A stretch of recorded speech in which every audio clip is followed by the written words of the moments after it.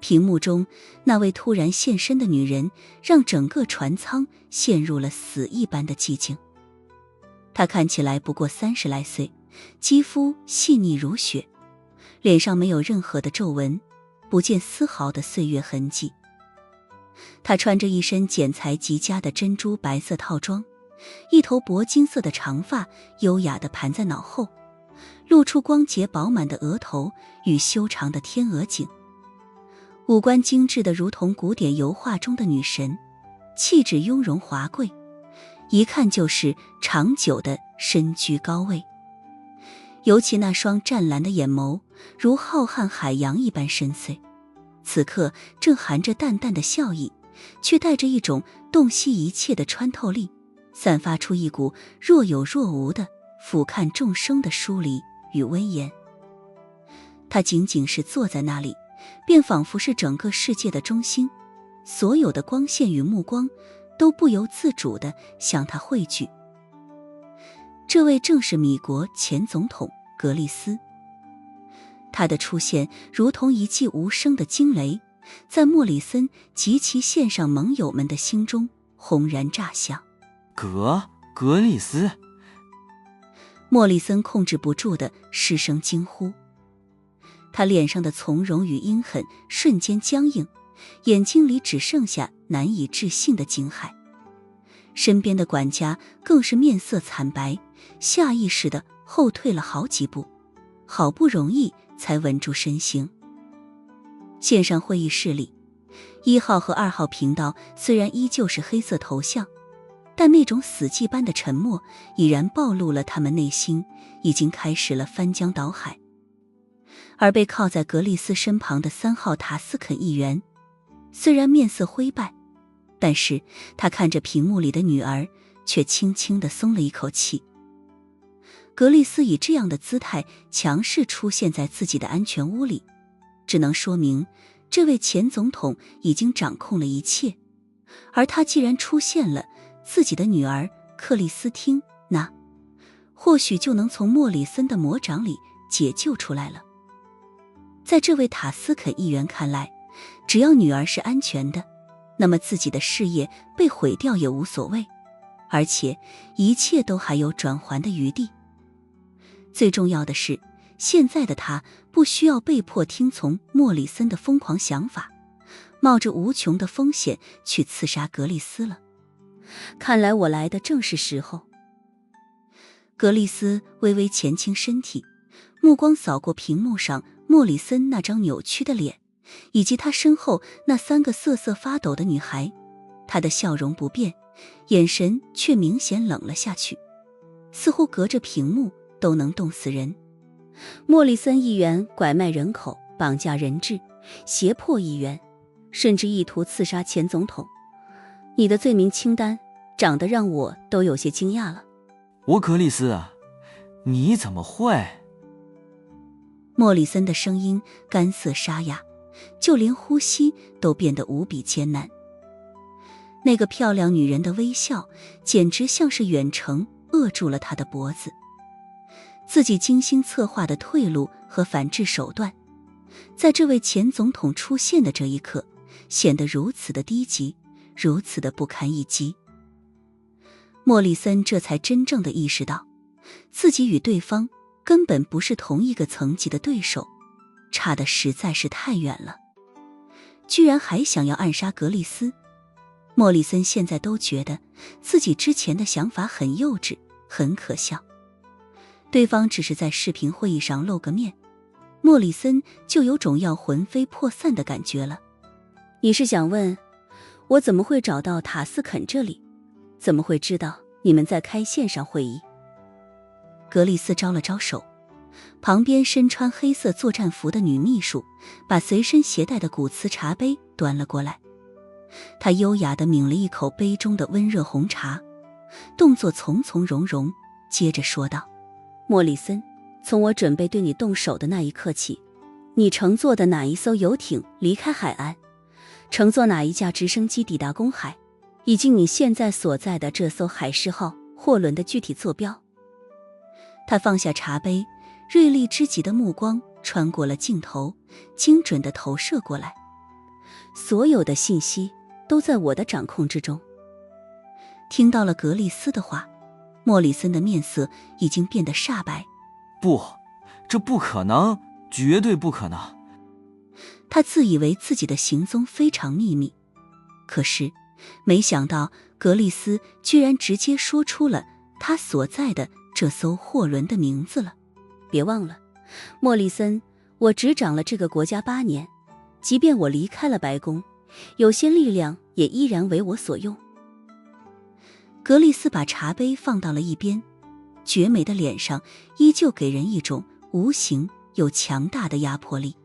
军情系统监控全球的启明星卫星阵列，还是我的费茨克洛家族出资建立的。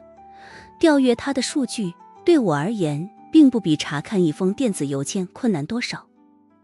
格丽斯所说出的每一个字都透出了绝对的掌控感。他并非被动应对，而是从一开始就将莫里森的所有行动都置于放大镜下观察。莫里森的身体很明显地晃了晃，一阵强烈的眩晕感随之而涌上了脑海。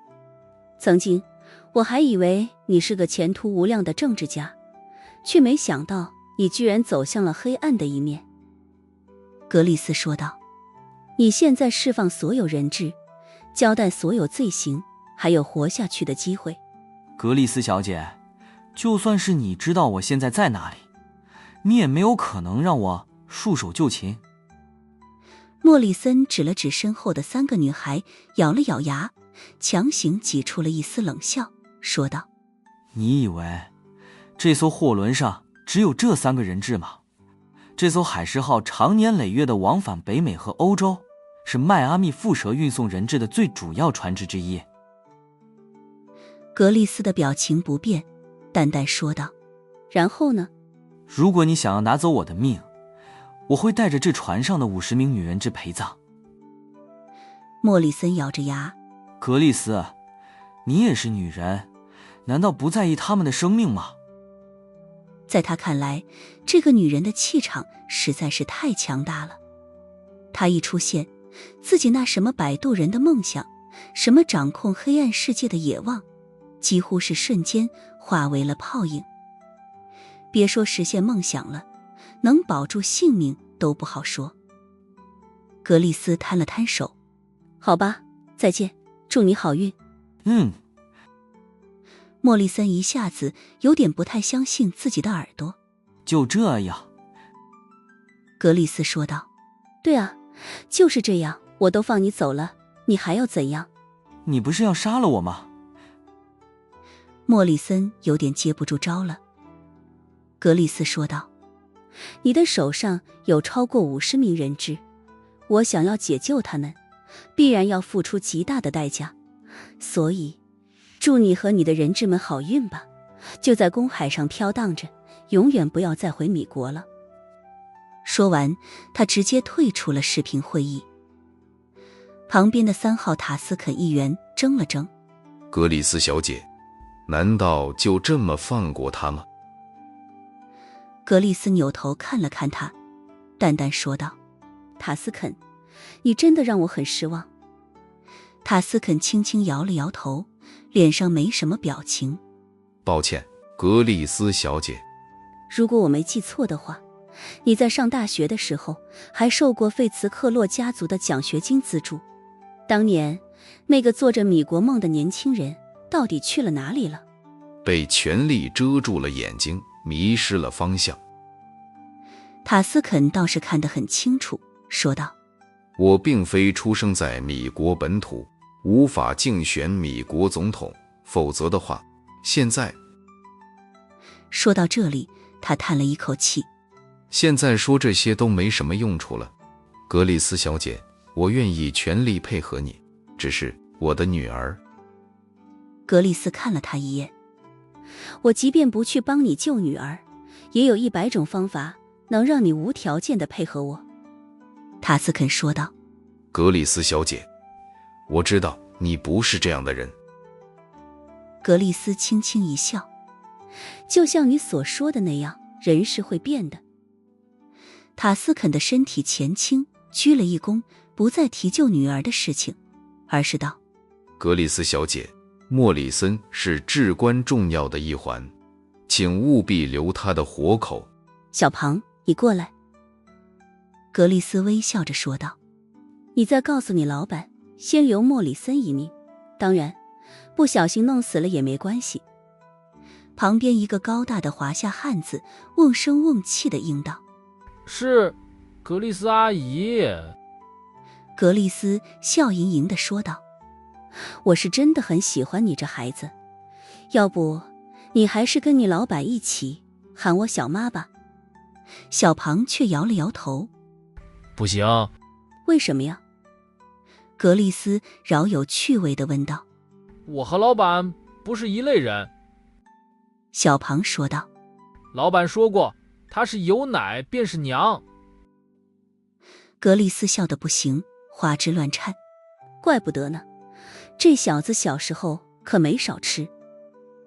此时莫里森的心中有些不安，以格丽斯的性格来说，应该没那么容易放弃，可是周遭偏偏一片寂静，好像真的没有追兵到来。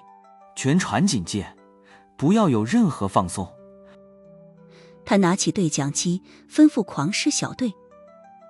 然而这个时候，一道身影已经悄然从水面上露出头来。他的身形极其灵巧，快速地攀上船体，很快便来到了甲板的栏杆下面。正是苏无忌。他接连换乘直升机和水下推进器，已经追上了这艘运送人质的货船。栏杆旁边正好有一名雇佣兵在警戒着，后者莫名的感觉有点不对劲，低头往下看了看，结果这时候一道紫色剑芒一闪而逝，瞬间穿透了他的心脏。当这个佣兵的身体跌落大海的时候，苏无忌的双脚也落在了甲板上。他手中握着那柄标志性的紫色软剑，夜风吹动着他那湿透的衣角，猎猎作响。剑光连续闪动，好几个处在附近区域的佣兵都是被瞬间切断了喉管，仰面倒地。苏无忌从尸体上取下对讲机，随后对着自己本来携带的通讯器说道：哥，我上来了，在船只中段。通讯器另外一端传来了孤隼的声音：我已进入船舱解决11人。真快呀。苏无忌说道：小妈刚刚说要抓活的。好，你注意安全。苏安邦说道：我去解救人质。而这时候，苏无忌手中的对讲机传来了莫里森的声音：狂狮小队，汇报全船警戒情况，快点。然而苏无忌却咧嘴一笑道：别费劲了，一员先上。这句话让莫里森的心脏瞬间提到了嗓子眼。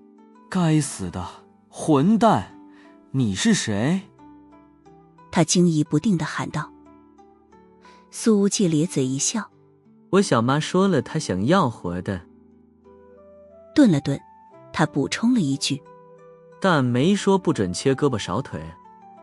苏无忌那句但没说不准缺胳膊少腿透过对讲机传来，带着一丝冰冷的戏谑，让莫里森脊背发凉，如坠冰窟。整个船舱的空气仿佛都凝固了，温度骤降。而那3个被绑架的女孩眼中原本满意的惶恐，此刻却悄然褪去几分，一丝微弱的希望之光正在悄然点亮。你已经上船了。莫里森的五官已经扭曲狰狞，声音里充满了愤怒，低吼道：该死的，你怎么上来的？仿佛是为了回应他的疑问，下层货舱陡然传来一阵急促的枪声，随即戛然而止。对讲机中紧接着传来狂狮小队成员惊惶的疾呼：有不明身份者闯入第4组，第4组全员失联。全员失联。这个第4组就是苏安邦之前干掉的那10几个人。莫里森死死攥着对讲机，指节因用力而发白。他嘶吼道：挡住他们，不管是谁，格杀勿论。格杀勿论。苏无忌的微笑声从中传来。莫里森，我还以为你多有本事呢，就这只会无能狂怒大喊大叫。格丽斯要留活口，苏无忌本来也没想杀了这家伙，毕竟和宋之宇有关的秘密还没能解开呢。你就是苏无忌？莫里森深深地吸了一口气，强行压下心中的恐慌，努力让自己的语气保持镇定。你有没有想过上了船，你可能没法活着离开？苏无忌语气淡然。难道你还给我准备了什么惊喜啊？话音未落，他手腕一抖，一道紫色剑光如毒蛇吐信，闪电般激射而出。一名刚从集装箱拐角探头企图射击的佣兵，喉咙瞬间被洞穿，随后身子软绵绵地倒在了地上。第6个。苏无忌的声音平静至极。你的狂狮小队被前后夹击，已经快损失近半了。莫里森脸色铁青，眼中闪过狠厉之色。从现在开始，如果你不停手的话，每过1分钟我就杀掉一个人质。随着他的话音落下，一旁的管家已经拿起了刀，抵住了那个名叫克里斯汀娜的女孩喉咙。然而他的命令在苏家兄弟的绝对武力碾压和某位女士对于局面的绝对掌控面前，显得如此苍白无力。基特尔族长。格丽斯对着自己这边的通讯器淡淡开口，声音平静：配合我的孩子彻底清理那艘货船。莫里森的死活不重要，我的孩子必须安全归来。遵命，格里斯小姐。通讯器那头，基特尔的声音毫不犹豫。下一秒，直升机巨大的轰鸣声由远及近，如同死神的咆哮，清晰地传入莫里森的耳膜。他的表情一凛，抓起对讲机吼道：狂狮小队，你们的防空火力在哪里？给我把那些直升机打下来。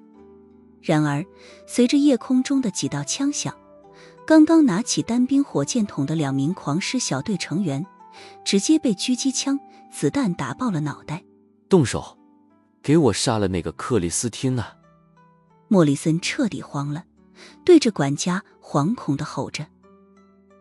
管家举起刀子，刚要捅进克里斯汀娜的胸口，然而这时候砰，舷窗玻璃应声而碎，一发狙击子弹凌空而来，精准地命中了他的小臂。这个管家被温热的鲜血溅了一脸，发出了凄厉的惨叫。他的半截小臂已经被生生打断了。莫里森连忙抓过那个18岁的女孩，后退到了墙角，躲在了舷窗的视线之外。那个管家痛得在地上打滚，弄得地板上全部都是血。此时，那几架直升机上的狙击小组已经开始了清除行动。那些还敢把半边身子暴露在外的狂狮小队成员，连有效的防御阵型都没能组织起来，便纷纷被定点清除。枪声密集又激烈，但没多久便归于平静，只剩下直升机的轰鸣声。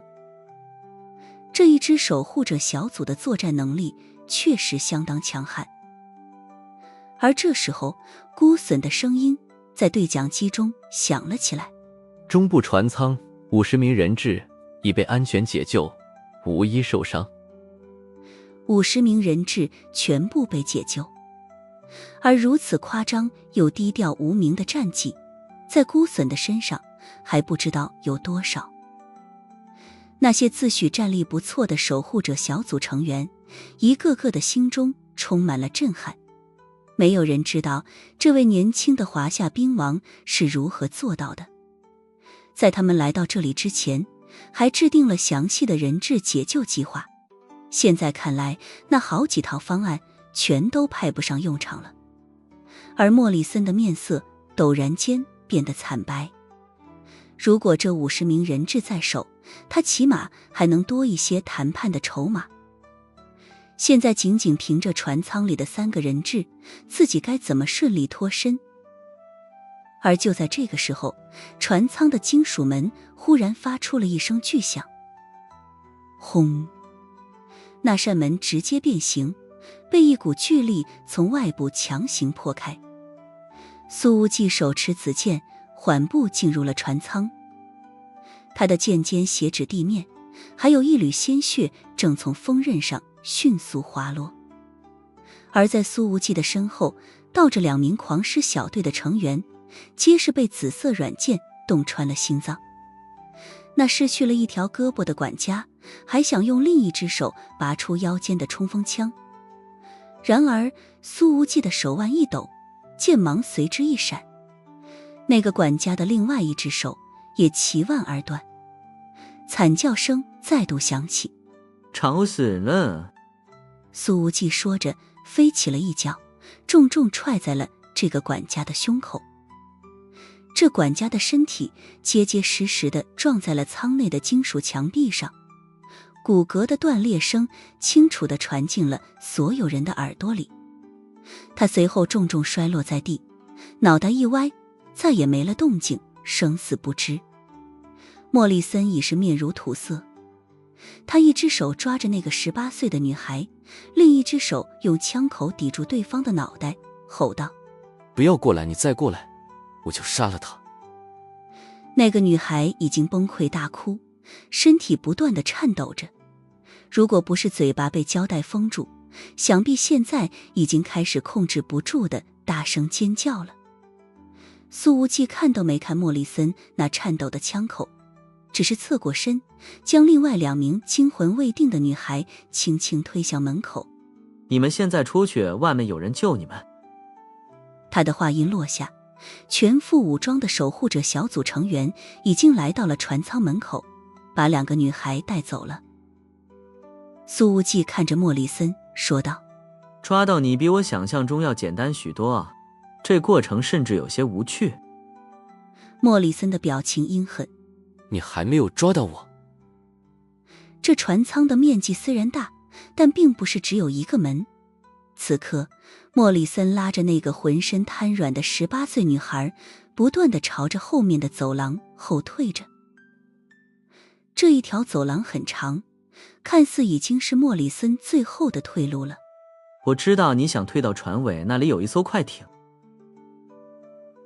苏无忌似乎已经看穿了他的所有想法，不慌不忙地说道：可是在我上船之前就已经把那艘快艇的发动机给破坏了。莫里森的动作随之一顿，脸上的灰败多了1分。然而这个时候，身后又传来了脚步声，全副武装的苏安邦已经走上来了。前路与退路都已经被苏家兄弟给彻底堵死了。莫里森知道，这2兄弟怕是自己这辈子都无法摆脱的梦魇了。滚开，给我滚开！莫里森疯狂地大喊，他被贴着走廊墙壁，用枪口死死抵住女孩的太阳穴。不然我现在就杀了他。苏安邦没有说话，只是静静地看着他，那眼神仿佛在看一个死人。这种无声的压迫感比任何威胁都更令人窒息。莫里森那握枪的手臂已经开始控制不住的剧烈颤抖了。苏无忌淡淡一笑，说道：别挣扎了，你只要开枪打死人质，那么你也就失去了所有的筹码了。用一个不相干的人质换回我想要的东西，看起来挺划算的。那女孩的眼泪更加汹涌了，还以为苏无忌真的不救自己了。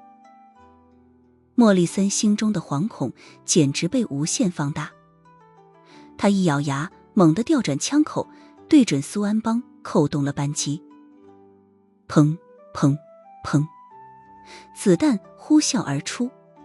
哪怕走廊并不宽，可是以莫里森那颤抖的手，又怎么可能击中强大的箍丝？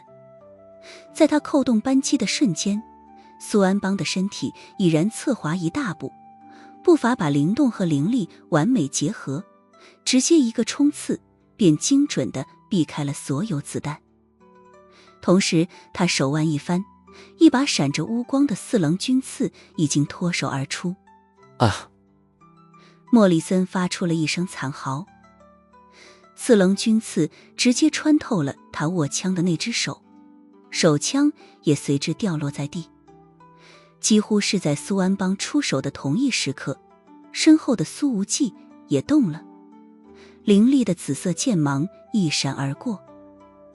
莫里森只觉得双腿膝盖后方传来一阵钻心的剧痛，他膝弯处的筋腱已被凌厉的剑锋瞬间切断，甚至膝盖骨都被劈开了一半。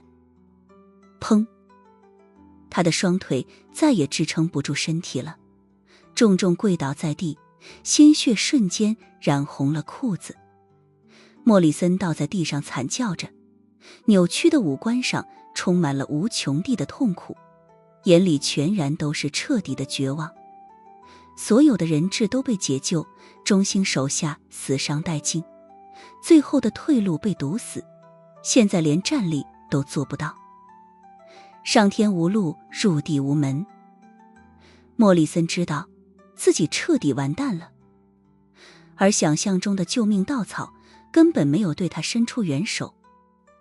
看着那两个站在自己身边的青年，莫里森瘫倒在地，身体因恐惧和疼痛而不停抽搐，连一丝反抗的念头都无法升起。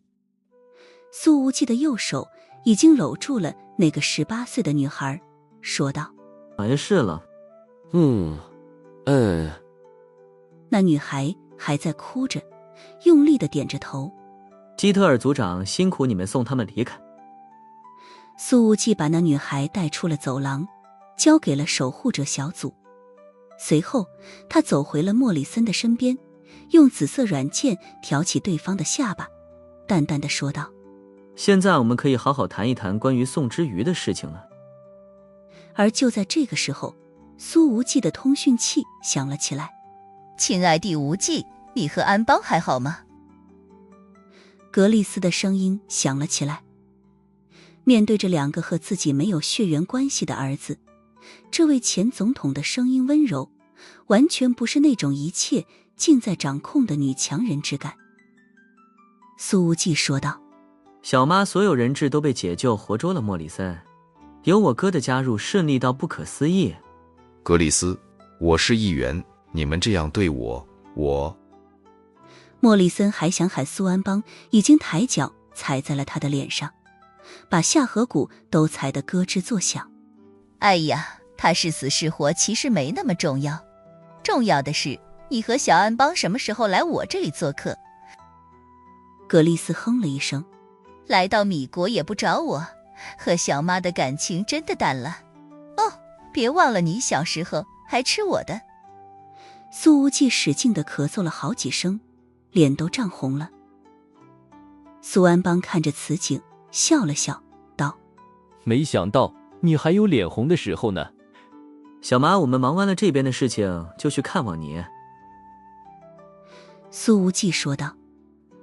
这次抓住莫里森似乎比想象中要顺利得多，甚至比抓到那个变态钱德勒的过程还要简单一些。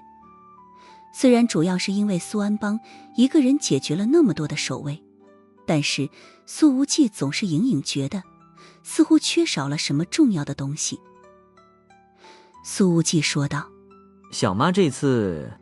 哦，对了，光顾着和你们聊天了，把一个重要的电话都忘记了。格丽斯说道：小无忌，你在公海上，手机现在没信号，你的小女友打电话找到了我，要和你说话。苏无忌一愣：什么？我的小女友哪一个？东阳的小女友。格丽斯笑盈盈地说道。苏无忌愣了一愣：东阳的哪一个？深田雪乃还是叶璎珞？他的第一反应就是这一对姐妹花。但严格说来，这两人虽然跟自己有过一些肌肤接触，但距离女朋友似乎还有些距离。都不是呢，我改天得去见见你说的那个雪乃和璎珞。格丽丝笑道，这次的女孩挺主动，挺勇敢，还挺有办法，居然能直接想到通过我来找你。停顿了一下，格丽丝补充道，这样看来有点手段，你得好好驾驭。苏无忌瞪大了眼睛，不会是武田羽姬吧？你猜呢？格丽丝说完，便让秘书把电话切了进来。苏无忌，是我。一道让苏无忌完全没想到的女人声音响了起来，这语气听起来有些平静，似乎没有什么情绪。苏无忌一愣，武田雨夜，你怎么这个时候打电话给我？跟你说一声。武田雨衣的声音有些轻，说道，我到了。盗墓者停的所在地了。苏无忌顺口刺探了一下情报，不至于那么快把牧者停在委内瑞拉。不能告诉你。武田雨衣直截了当地说道。那就挂了吧。苏无忌说道。到了就行，反正跟你也没有太多需要聊的。武田雨衣知道苏无忌跟自己就不会好好说话，他也不介意，而是说道，你小心一些，我从阿切尔的口中得到了确切的消息，淬炼庭的某位强者和迈阿密蝮蛇组织有着极为密切的联系。听到了这句话，苏无忌的眼睛里骤然爆发出了一团金光，他随后咧嘴一笑，可以啊，武田雨夜，看来我那过去的7天没白疼你。这妹子刚到牧者亭就给了自己一个极其有用的信息，甚至还会主动联系自己了。武田雨衣似乎有点不太服气，小声反问道，你什么时候疼过我了？每天除了打击就是嘲讽，还疼我？不过此言一出口，他才后知后觉地意识到，这么说的确是显得有些暧昧了。你这么联系我，会不会遭到牧者亭里其他人的猜忌？苏无忌问道。你是在担心我的安全吗？武田雨衣尽量让自己的语气变得很平淡。苏无忌呵呵一笑，主要是怕你一不留神死掉了，我在过去7天的那么多辛苦付出就竹篮打水一场空了。武田雨衣的声音似乎变得坚定了一些，我会活下去的。不过这句话里似乎也变相承认了牧者亭里有着能威胁到他人身安全的危险因素。苏无忌，那你来用你的变态想法帮我分析分析，那个淬炼庭的高手会在哪里？武田雨衣抿了抿嘴唇，说道，其实我本来是想告诉你的，但你对我的态度太差了，我不想说了。苏无忌呵呵一笑，怎么想以此拿捏我？你不说我还不想听了呢。他随后喊道，小妈，麻烦你挂电话吧，以后也不要把这个东洋女人的电话接进来。等等。武田雨衣连忙说道，据说此人就在船上，你所处的那艘货轮上。他忍气吞声地说完，又攥了攥拳头，觉得自己似乎已经被电话对面的混蛋给拿捏了。就在船上。听到了这个消息，苏无忌和苏安邦这哥俩对视了一眼。显然武田雨衣所给出的这个答案足够惊人了，而这姑娘似乎还有一些信息没有透露出来。你怎么知道我在这货轮上？苏无忌说道。武田雨衣说道，我能通过格丽丝小姐联系你，自然能。苏无忌显得稍稍有些不耐烦了。说实话。武田雨衣，牧者停在米国，有眼睛。苏无忌没好气地说道。我要是没猜错，这一双眼睛还在特勤局里，说不定就是守护者小组里的某个人，是不是？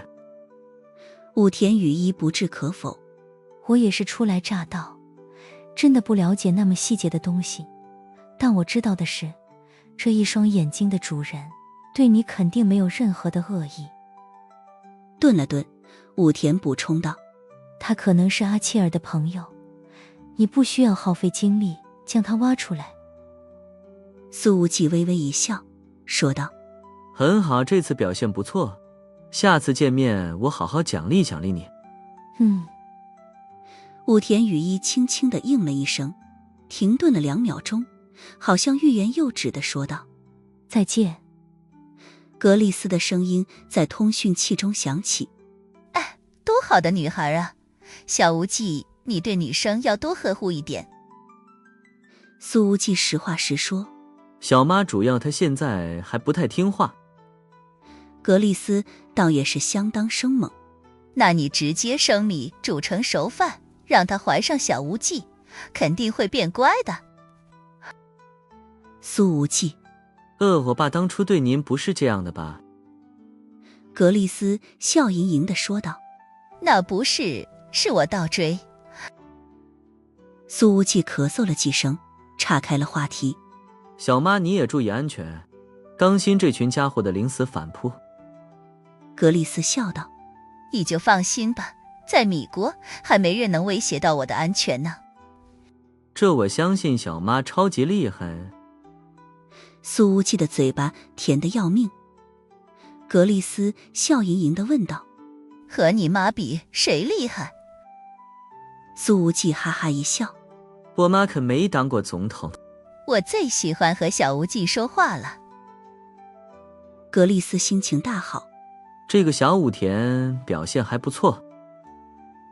苏无忌挂断了电话之后说道：倒是给了我一点惊喜。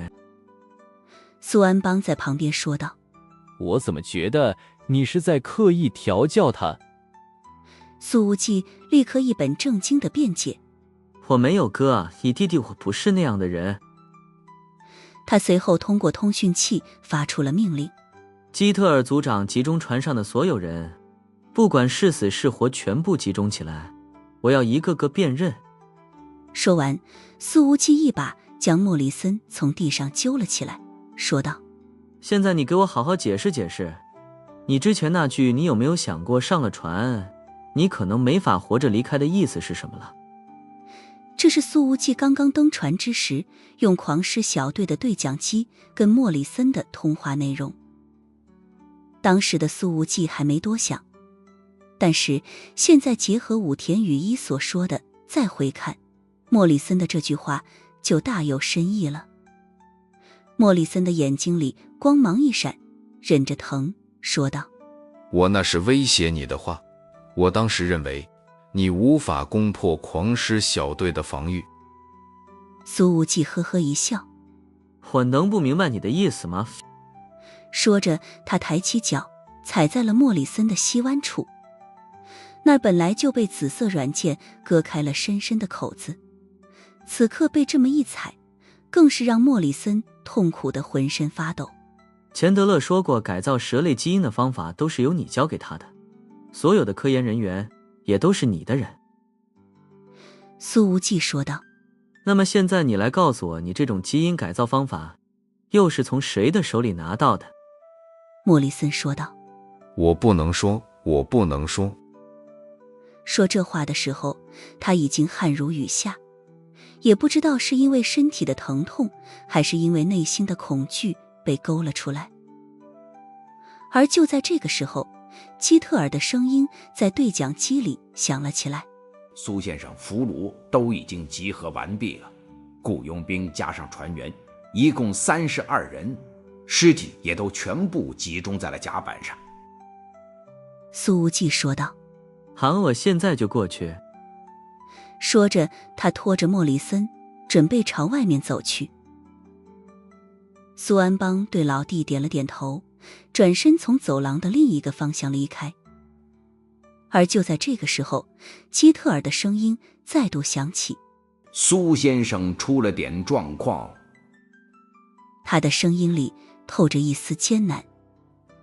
这位特勤局的老牌特工，上一次流露出这种语气，还是几年前被扔进化粪池的时候。怎么了？苏无忌问道。基特尔说道：守护者小组有3人失联了，搜遍全船都没找到。失联？苏无忌的脚步瞬间顿住，眼神一下子变得锐利了起来。什么时候具体位置？他手中的莫里森似乎察觉到了一丝异样，尽管痛得五官扭曲，但嘴角却勾起了一抹难以察觉的弧度。这位议员的眼睛里已经流露出了一丝报复的快感来。就在刚才清理完战场、清点人数的时候发现的。基特尔继续说道：那个3人小组负责搜查船尾的轮机舱和下层储物区，最后一次通讯回报是3分钟前，内容是一切正常，随后就失去了联系。我们呢，人已经搜索了那片区域，没有打斗痕迹，更没有血迹，就像凭空蒸发了一样。他的语速很快，交代非常清晰。凭空蒸发。苏无忌的眉头紧紧皱起。守护者小组是特勤局的精锐，经验丰富，装备精良，战斗力比这船上的狂狮小队要明显强出一个档次，绝不可能无故失去联络，甚至没有留下任何的痕迹。此刻武田羽衣的提醒开始如同警钟般在苏无忌的脑海中回荡。淬炼亭的某位强者与你在同一条船上。哥听到了吗？苏无忌立刻通过内部频道联系苏安邦。听到了，我正在前往船尾。苏安邦的声音依旧冷静，但透着一股凝重。无忌让特勤局撤出那片区域，在外围警戒，没有你的命令，任何人不许进入。好的哥，我立刻安排。苏无忌立刻把老哥的意见转达给基特尔。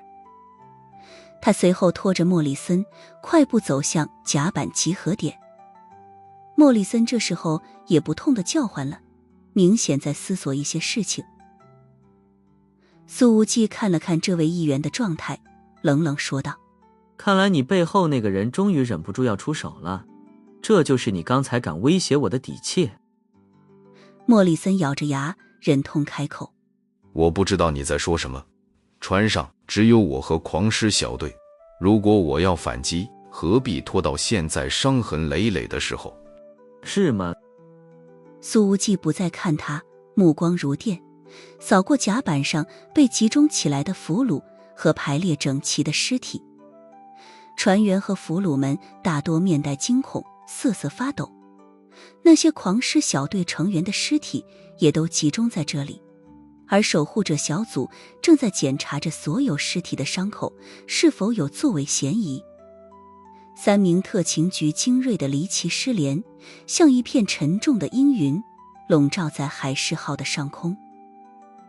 20分钟后，整艘货轮又被彻底搜查了一遍，每一个角落都没有放过，结果却是一无所获，生不见人，死不见尸。就连苏安邦那边都没有传来新的消息。这种诡异的消失指向了一个令人不寒而栗的可能性，他们或许已经被悄无声息地抛入了茫茫公海。那个隐藏在暗处的家伙显然不满足于悄然离去，他选择用这种方式宣示自己的存在，向苏无忌发出带着血腥味的挑衅。他要留下来陪苏家兄弟玩到底。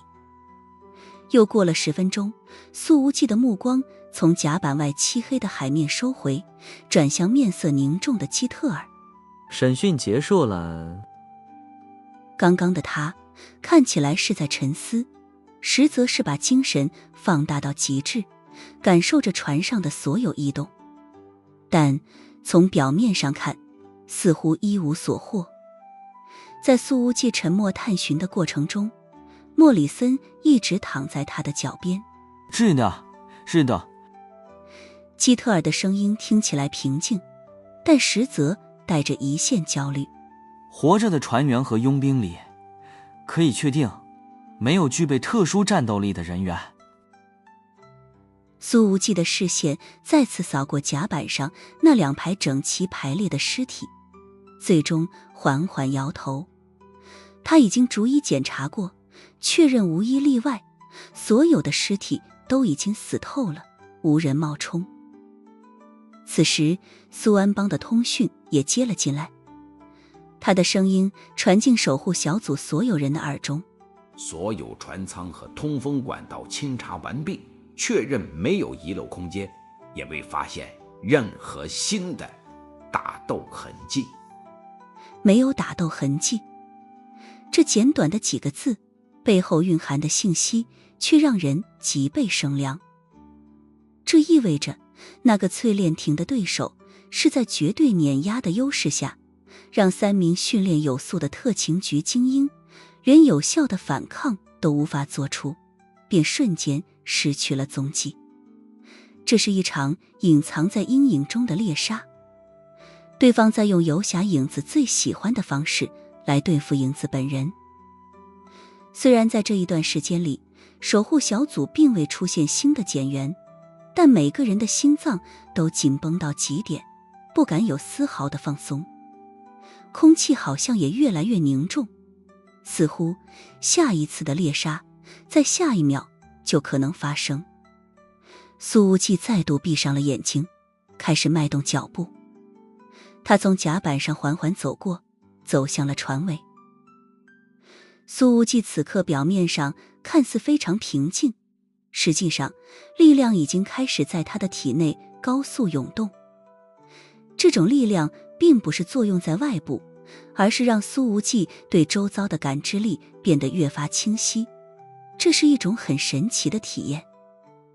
这一刻，风声与海浪声，甚至是身边2个守护小组成员的心跳声，尽数传入了苏无忌的脑海里。苏安邦的身形也已经出现在了船尾的甲板上，他并没有任何动作，只是静静地站在那儿，目光似乎一直落在闭着眼睛的弟弟身上。基特尔和另外1名守护小组的成员分别跟在苏无忌的2边，他们已经尽量把自己的脚步放到了最轻。莫里森被反铐住手脚，蜷缩在地上，但还是努力地抬着头，目光始终落在苏无忌的背影上。而就在这个时候，一个站在莫里森身边的守护小组成员忽然身体控制不住地抽了一抽，下一秒他便一头栽倒在地，双眼圆睁，鲜血已经从他的口中溢出。莫里森正好和这个成员四目相对，被吓得浑身一个哆嗦。不过他随后便露出了恍然的神色。所有守护小组的成员们都朝着这边看了过来，毕竟这突然死亡的场景如此惊悚离奇，实在是很难让人无动于衷。明明没有任何人接近那个特工，怎么就忽然口吐鲜血地死掉了？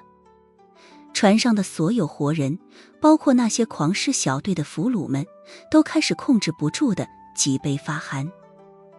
对方在这种时候还敢出手，无疑是嚣张至极的挑衅。然而这时候，基特尔组长那明显压低了的声音从通讯器里传出：所有人不要动。苏无忌还在闭着眼睛缓缓走着，甚至都没有扭头往这边看上一眼。时间一分一秒的过去，海上的夜色愈发深沉，只有货轮的灯光勉强照亮部分区域，压抑的气氛几乎让人窒息，每一个细微的声响都牵动着人们紧绷的神经。砰！又是一声闷响传来，又一名守护者小组成员重重地栽倒在甲板上，心跳已然骤停。对方在这种时候居然还没有停手，实在是太肆无忌惮了。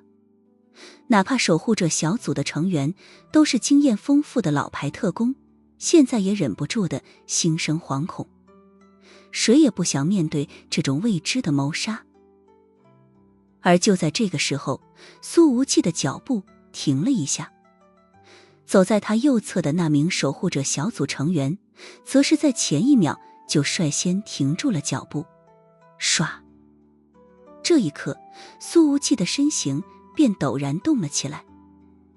他的身形已经如同猎豹一般，直接扑向了船尾集装箱侧面那一片浓重的阴影。那是货船灯光和月亮都难以照亮的死角，也是视觉和心理上最容易忽略的地方。唰！一道破空声已经响起，这声音极其细微，几乎已经被海浪声所掩盖。这显然不是枪声，更像是某种极细的金属丝线划破空气的声音。一道肉眼几乎难以捕捉的荧光，如同毒蛇吐信，自那片阴影中射出，目标直指扑来的苏无忌的咽喉。这荧光眨眼即没，速度快得不可思议，偷袭时机更是刁钻至极。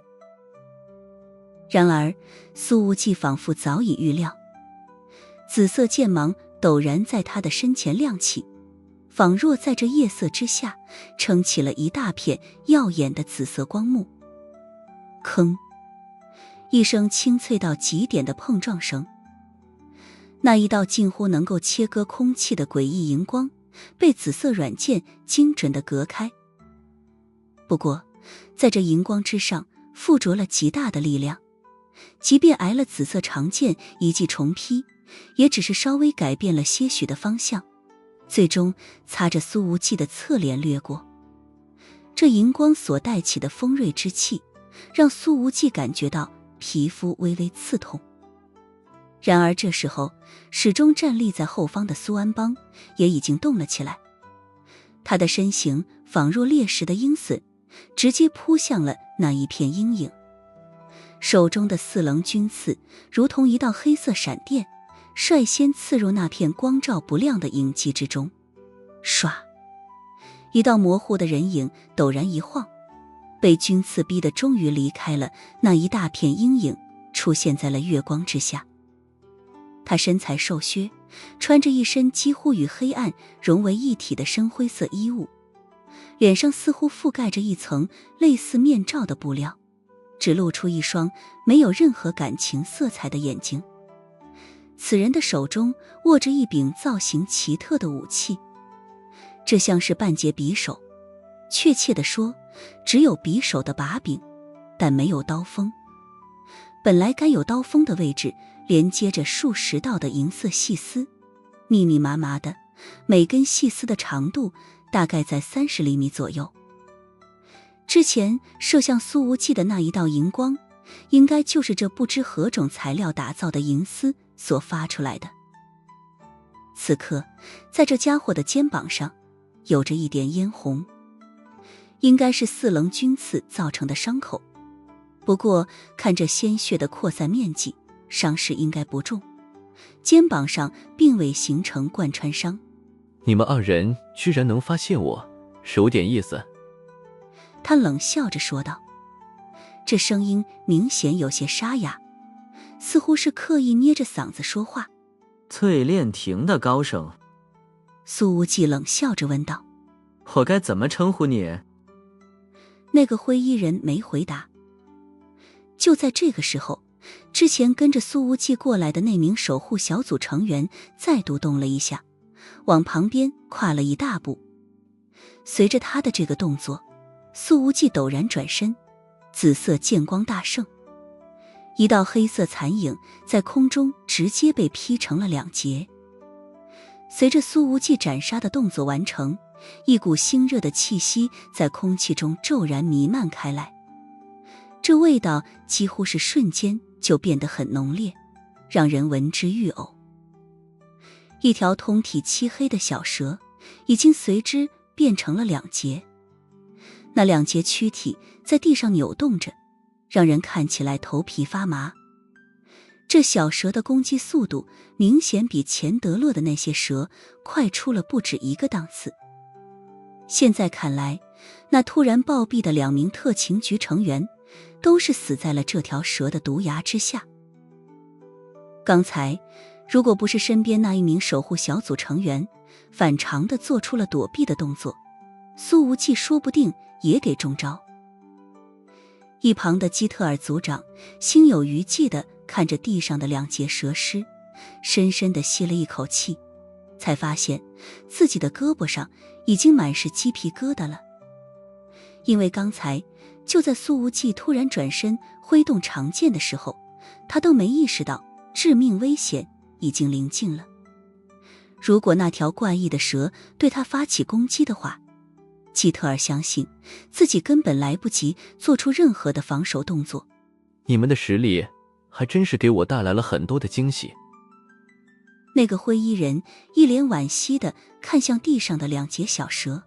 可惜了，我的这个宝贝还没来得及成长起来，杀2-3个人就得回血半小时，不然的话，你们这些登船的不速之客又能留下来几个活口？他的隐匿功夫确实是相当强悍。此刻虽然在说着话，但是无论是苏安邦还是苏无忌都不能觉察到此人身上的活人气息。以苏无忌之前所凝聚出来的超强感知力，甚至感觉不到此人的心跳，似乎他与那被斩杀的蛇一样，也是个冷血动物。之前苏无忌之所以对着那片阴影出手，一方面是因为战斗经验的本能判断，另一方面则是身边那个守护小组成员的微妙提醒。正是后者突然停下了脚步，才让苏无忌下定了发起突袭的决心。显然到了这一步，他已经能够判断出这个小组成员的真实身份了。苏无忌的紫色长剑抬起，指着对方的胸口说道：你还没回答我的问题，你是淬炼亭的什么人？你们现在有资格知道我的名字。这个家伙指了指自己肩膀上的伤口。我叫马鲁达，淬炼亭里的一个无名小卒。苏无忌眯了眯眼睛，淡淡说道：拥有这么强的身手，拥有这种等级的改造蛇，你可不是什么无名小卒。苏安邦静静地站在后面，没有吭声，目光始终盯着马鲁达的后背，提防着他所有可能的逃离动作。莫里森蜷缩在后方，眼睛却始终盯着船尾的方向，目光中显得有些复杂。之前那种报复得逞的表情已经消失了。他当然知道船上有高手，知道自己始终被他盯着，但始终不知道对方长得是什么样子。确切来说，这么多年来，莫里森一直处于此人的控制之下。对于国会的那帮老家伙来说，莫里森是个很合适的利益代言人，看起来很光鲜，但实际上很多事情他说了是不算的，并没有太多的决策权。可对于蝮蛇组织，莫里森同样也是如此。他是个表面上的傀儡。所有蛇体改造的科技都不是迈阿密蝮蛇本来创造的，而是由这个马鲁达所带来的科研人员所掌握。他们几乎完全控制了蛇类培养的过程，就连变态如钱德勒都无法插手。此刻看到这位幕后控制者终于被逼得显现出了真身，莫里森的眼睛里突然闪现过了一抹轻松与解脱。显然他之前并未对苏无忌说实话，他曾经幻想过彻底脱离这帮人的控制，所以对寻找宋之瑜身上的钥匙非常执着。但现在眼看着自己要以另外一种方式摆脱控制了，哪怕前方等着他的有可能是终身监禁，莫里森的心中竟也是没有太多的不甘。他之前并未预料到始终充满了野心的自己，竟然会有这种突然转变的心境。马鲁达开口说道：不管我的真实身份是什么，这2天来，既然你们坏了我的事，我肯定会做出一些报复的行为，否则的话，岂不是太丢淬炼亭的脸了？这句话中流露出了强大的自信。他往前跨了一步，随后又补充道：哦，我差点忘记了，淬炼亭被太阳神殿打得大溃败，已经没脸可丢了。说话间，此人的手腕忽然一抖，2道银色细丝带着强大的动能弹射而出，隐蔽性极强地射向了苏无忌。这速度快到了肉眼难以捕捉的程度。在他动手的一瞬间，苏无忌的紫色剑光已经挥起，而这个马鲁达的手腕迅速一拧，那把奇怪的匕首又调转了方向，又有2道银丝飙射而出，冲着身后的苏安邦射了过去。此人竟是选择同时进攻苏家兄弟。这2次攻击的连贯性极强，速度也是极快，站在后方的人真的很难察觉。可是当马鲁达转过头的时候，却发现苏安邦已经不在原地了，他的银色细丝完全落空。马鲁达的心中冒出了一股浓郁至极的危险感，陡然往旁边生生躲了一步。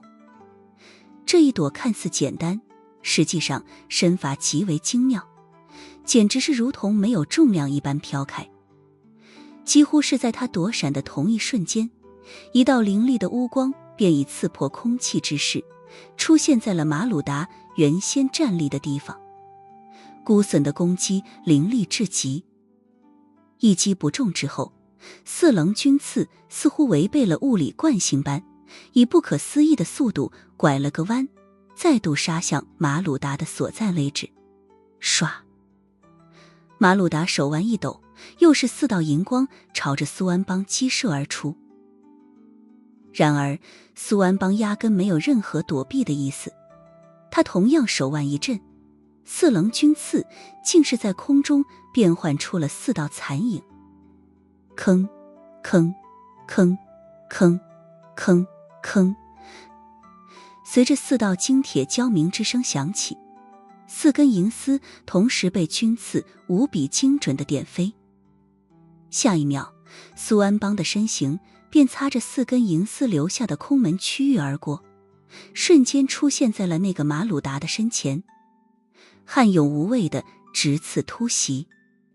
随着这一下暴突，2人的距离几乎缩短为0，4棱军刺眼看着就要插进马鲁达的胸口了。就在这一刻，马鲁达的身形忽然以不可思议的速度启动，飘向了后方，如同鬼魅。可是苏安邦并没有被晃开，他似乎早就料到对方会这么做。4棱军刺如影随形，距离对方的胸口始终只有2公分左右的距离。而就在此刻，马鲁达的右手往前隐蔽性极强的一探，好几根银色丝线眼看着就要弹出。此刻苏安邦与他的距离不过是1米左右，如果让这些速度极快的银丝真的射出来，他似乎躲无可躲，只有被穿透身体的结果。而就在这一刻，一道紫色剑芒从斜后方惊天而起，宛如天降闪电，凌空劈来，狠狠地落在了马鲁达的右臂上。嗤！这是剑锋劈进皮肉的声音，血光随之溅起。这个淬炼亭的强者，居然不是改造的身体。不，确切地说，以苏无忌这一斩的力量，足以直接把对方的整条胳膊斩下来。可是这一次，紫色软剑虽然斩开了肌肉，可剑锋却被对方的骨骼生生挡了下来。甚至剑锋与骨骼相撞，还发出了清脆的金铁交鸣之声。马鲁达闷哼一声，右臂瞬间垂下，本来要对苏安邦发出的银丝攻击戛然而止。他的眼中终于闪过惊怒之色，身形从兄弟二人的夹缝间暴退10几米，试图拉开交战距离。然而这个时候，苏无忌又怎么会给这家伙喘息之机？紫色剑芒再度汹涌而出，如同大江大河滚滚而去，直接将马鲁达笼罩在内。那每一道剑芒都带着一股致命的美感，似乎让夜色下都绽放了一朵又一朵的紫罗兰。马鲁达的实力确实是极强，哪怕一条胳膊受了伤，可是战斗力顶多减了10%，在苏无忌的凌厉攻击之下，他依旧左冲右突，用手中的那把怪异武器一次又一次地挡开紫色剑光。似乎紫色长剑并未逼出他的极限。不过苏无忌的攻击也不是全然没有奏效，起码这个马鲁达的身上被凌厉的剑锋割开了许多道伤口，那灰黑色的衣物已经出现了不少暗红的血迹了。这一段时间以来，苏无忌接连与高手交战，缠斗水平明显大涨。给我滚开，2只小虫子！马鲁达虽然有些愤怒，但似乎还处在游刃有余的状态里。在苏无忌的进攻间隙，他的手腕一抖，好几根银色细丝骤然射出。这个攻防转换的时机把握得极其完美。苏无忌的剑势已老，正在蓄力下一招，这一下不得不回身闪避，攻势瞬间被那阴险的银丝攻击给打断了。然而这一刻，马鲁达的身形狠狠一僵，因为4棱军刺已经捅进了他的后腰，确切地说，正好刺中了他的腰椎。虽然腰椎骨也经过了改造，可是苏安邦这一下是直接刺进了腰椎骨的缝隙里。马鲁达疼得浑身颤抖，要是换做别人挨了这一下，怕是直接就下肢瘫痪，当场大小便失禁了。可马鲁达居然又是一个翻身，直接瞬移了出去，这种抗伤害的能力简直匪夷所思。苏无忌和苏安邦毫无停留，凌厉的攻击紧随而上。好，真是久违的痛感，这笔账淬炼亭记下来了。他终于没有了之前的云淡风轻，全身的力量爆发，同时荡开了紫色软剑和4棱军刺的攻击，翻身跃出了甲板栏杆。在翻身的一瞬间，他的大臂一挥，射出了手中所有的银丝。